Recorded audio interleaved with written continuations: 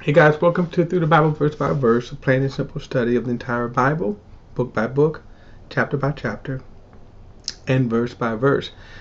We are in 2 Kings chapter 8, and there is one of the most fascinating encounters that's going to happen here.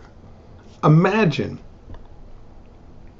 someone coming up to you and telling you, you're going to be king, and then they start crying. Then you ask them, well, why are you crying?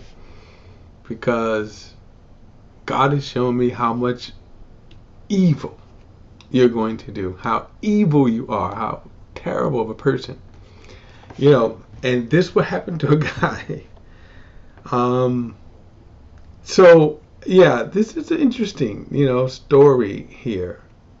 So, let's get into it. 2 Kings chapter 8.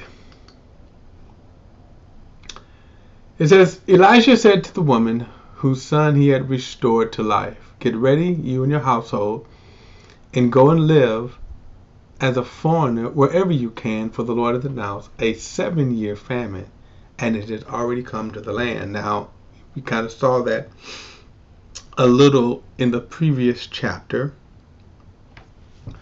The people around the city of Samaria, remember, only got food because the invading Aramean army had fled and thus left all of their spoils behind.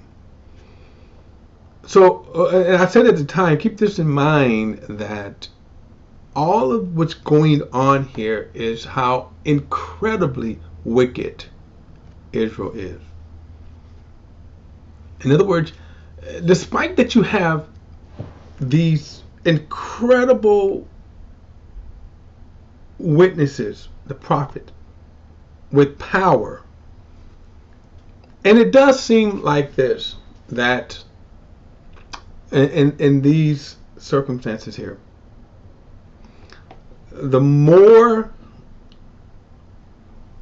evil, the stronger the witness. Now, if you want to flash ahead to Revelation chapter 11, you get a glimpse, the two witnesses who will have a strong prophetic ministry during the reign of the beast. Okay? Despite all of that, the people, wickedness still reigns. So, despite the testimony of Elisha before him, it is incredible wickedness here. One of the judgments is being conquered, right, by an invading army, or in this case, a famine. And if you will remember, in Deuteronomy, it talks about, especially Deuteronomy 28, Deuteronomy 27, several chapters in Deuteronomy that talks about all of the various curses that would come on the people when they turn their backs on God and serve pagan religions, sinful ways.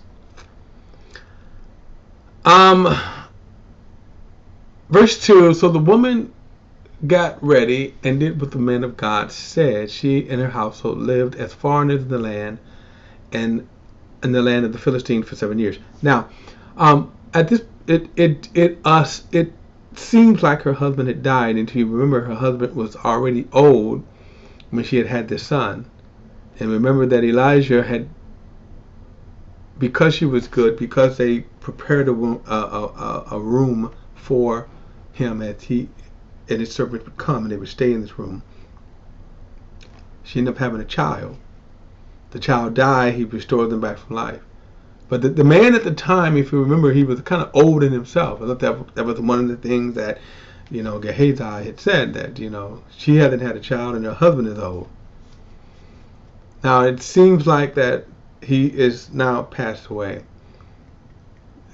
Speculation, but it just seems like it. Okay. Verse 2, so the woman got ready and did what the man of God said. She and her household lived as foreigners in the land of the Philistines for 7 years. Now that, of course, the fact that she is being talked about as sort of the head of the home. Verse 3, when the woman returned from the land of the Philistines at the end of 7 years, she went to appeal to the king for her house and her field. Now someone had taken it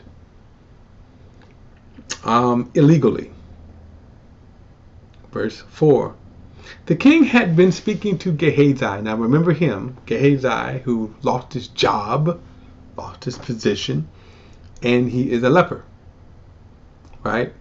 Now, so this is kind of fascinating, right? Now watch this. So the king had been speaking to Gehazi, the attendant of the man of God, saying, tell me the great things Elisha has done.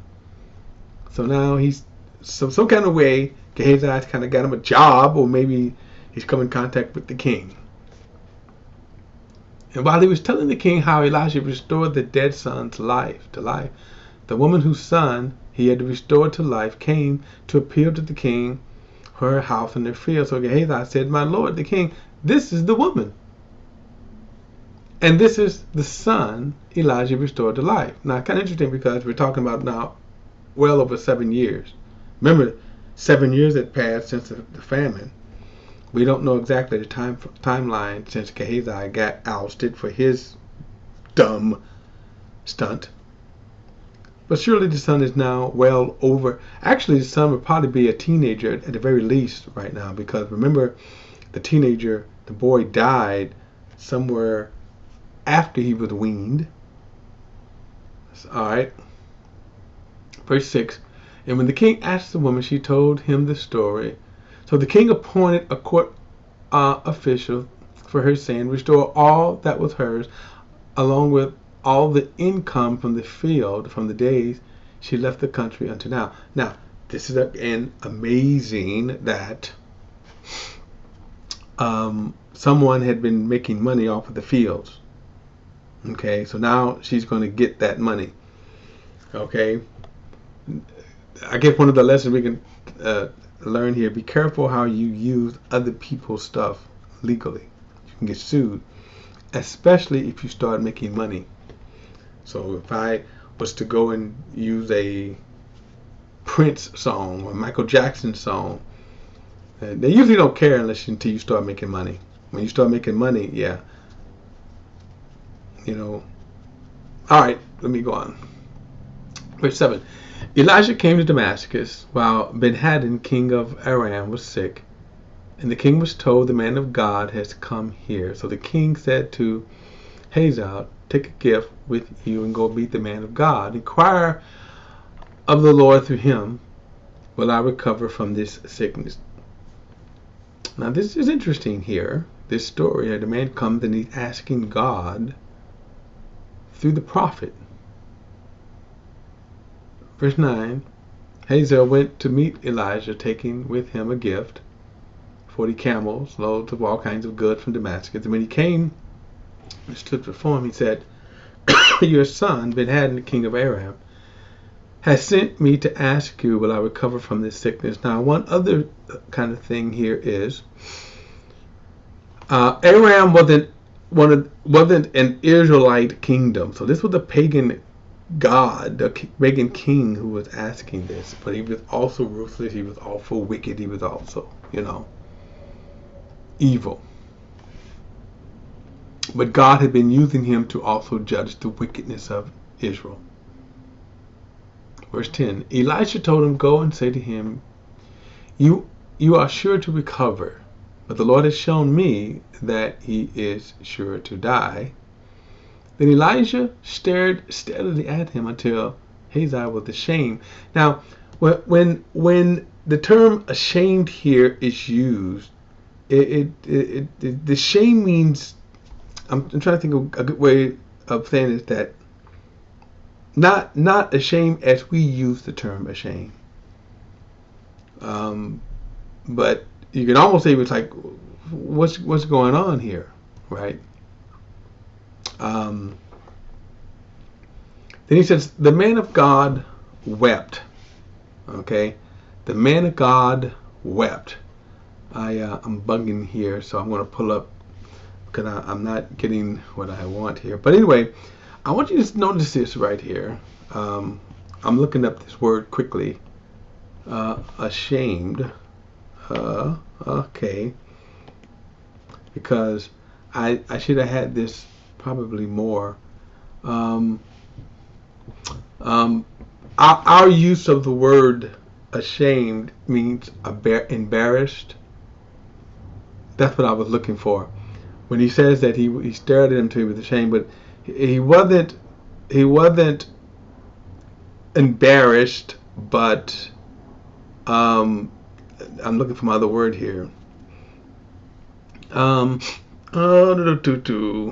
Not embarrassed here, but self-conscious.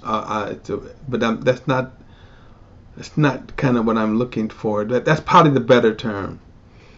Self-conscious, but I'm kind of missing that. Anyway, all right, I'm going to leave it at that before I get too deep into there. But he wasn't. My point is, he wasn't embarrassed as much as he was self-conscious. Okay. All right. So then he said, the man of God wept. Now I want you to kind of get the picture here. So Hazael, he first told him, he says, well, say to him he's going to recover, but I know he's going to die. But then he's looking at him to the point where God is showing him something. He's weeping. Verse 12. And Hazael asked, why is my Lord weeping? He replied, because I know the evil you will do to the people of Israel. You will set their fortress on fire. You will kill the young men with the sword. You will dash the little ones into pieces, and you will rip open their pregnant women. And Hazael said, how could your servant, a mere dog, do this monstrous thing? Now, then he said, Elijah answers, the Lord has shown me that you would be king over Aram. Now, it's kind of interesting to look at this here because, one, the question that I would have is, imagine someone telling you that, like, right now, and you'd be like, I'm not an evil person. I'm not a bad person. You're not until you get into a position of power that Hazael is getting ready to get into. And then he's going to inflict great evil. Now, this is providence of God because of the wickedness of Israel. And that's why you see this story here, because God is going to use the Aram to afflict judgment on the wicked. Now, we've seen Israel's wickedness before. Remember, despite all of this, they keep turning their backs against God.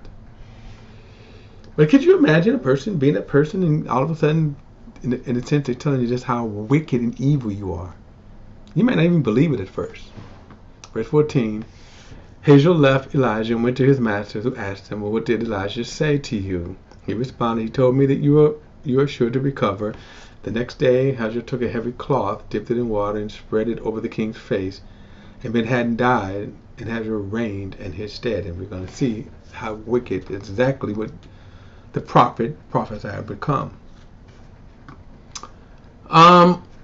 Verse 16, in the 5th year of Israel's king, Joram, son of Ahab. So we kind of have a timeline here. Joram, son of Ahab. Jehoram, son of Jehoshaphat, became king of Judah, replacing his father. He was 32 years old when he became king, and he reigned 8 years in Jerusalem. He walked in the way of the king of Israel, as the house of Ahab had done, and for Ahab's daughter was his wife. In other words, he married this wife. He did what was evil in the Lord's sight. The Lord was unwilling to destroy Judah because his servant David said he had promised to give a lamp to David for his son forever. Now, if you remember, Jehoshaphat was a good king, however, a foolish king, that he allied with such a wicked person. There is such a lesson here. that I have seen over and over again how good pastors ally with wicked pastors. In fact, when you think about, and by the way, the wickedness does not even compare about all the evil they do. But you think about all of these pastors that have fake healing, fake prosperity, and all that. Then you think about all the other pastors who are around them. Okay, and so Jehoshaphat and now his son, it's the same. And not only that, but Ahab's daughter now is his wife. And so that means she was half Jewish, because remember Jezebel was a pagan queen, prophetess. Okay. All right, verse 19. The Lord was unwilling to destroy Judah because of his servant David, since he had promised to give a lamp to David for his son forever. During Jehoram's reign, Edom rebelled against Judah's control and appointed their own king. So Jehoram crossed over to Zair with his chariots. Then at night he set out to attack the Edomites who had surrounded him and the chariots commanders, but his troops fled to their tents. So Edom is still in rebellion against Judah's control today. Libnah also rebelled at that time. The rest of the events of Jehoram's reign, along with all of his accomplishments, are not written in the historical records of Judah and the kings. And we'll get to more of this in the Chronicles. Jehoram rested with his fathers and was buried with his fathers in the city of David, and his son Ahaziah became king in his place. In the 25th year of Israel's king Jehoram, son of Ahab, Ahaziah, son of Jehoram, king of Judah. Ahaziah was 22 years old when he became king, and he reigned 1 year in Jerusalem. His mother's name was Athaliah, granddaughter of Israel's king Ori. Now remember, Ori was the father of Ahab. A whole line of wickedness here. Okay? A whole line of wickedness here. He walked in the way of the house of Ahab and did what was evil in the Lord's sight, like the house of Ahab. For he was son-in-law to Ahab's family. Ahaziah went to Joram, son of Ahab, to fight against Hazael, king of Aram, in Ramoth Gilead. And the Arameans wounded Joram. So King Joram returned to Jezreel to recover from his wounds that the Arameans had afflicted on him in Ramoth Gilead when he fought against Aram's king at Hazael. Then Judah's king Ahaziah, son of Jehoram, went down to Jezreel to visit Joram, son of Ahab, since Joram was ill. Alright, sorry for butchering the names again. But if